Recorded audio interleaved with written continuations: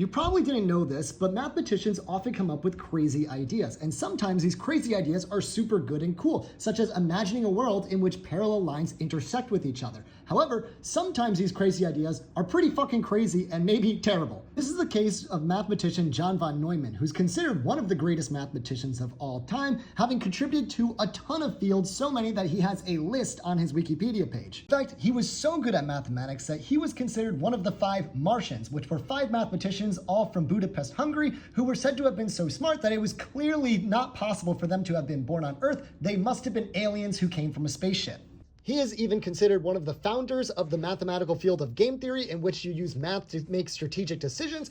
And my game theory textbook even says almost all of game theory uses the theories of von Neumann and Morgenstern and of Savage. And using his new field of game theory, von Neumann actually argued that after World War II, the United States should have used nuclear weapons to bomb the USSR off the face of the map to prevent future nuclear wars. Supposedly, according to Life magazine, he once said, "If you say, why not bomb the Russians tomorrow? I say, why not bomb them today? If you say today at 5 o'clock, I say, why not 1 o'clock? Because you need to remember that there was a 5-year period in which the United States was the only country on the planet that had access to nuclear weapons.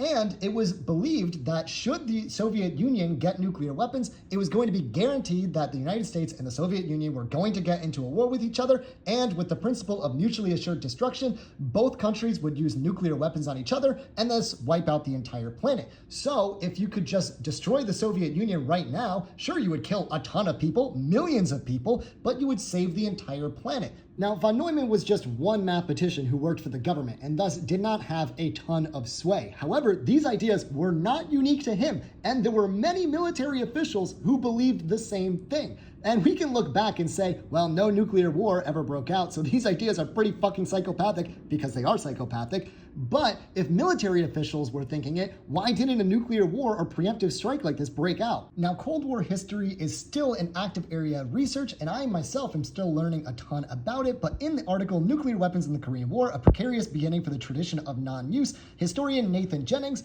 actually argues that, reflecting historical irony, the single most influential person in the history of nuclear non-use is the man who first authorized its first use, Harry Truman. Despite urgings of many in the military, Truman avoided a preemptive nuclear strike on the Soviet Union, this helping create a national tradition of non-use of nuclear weapons, even when the United States held a nuclear monopoly. So thanks, Harry Truman, I guess.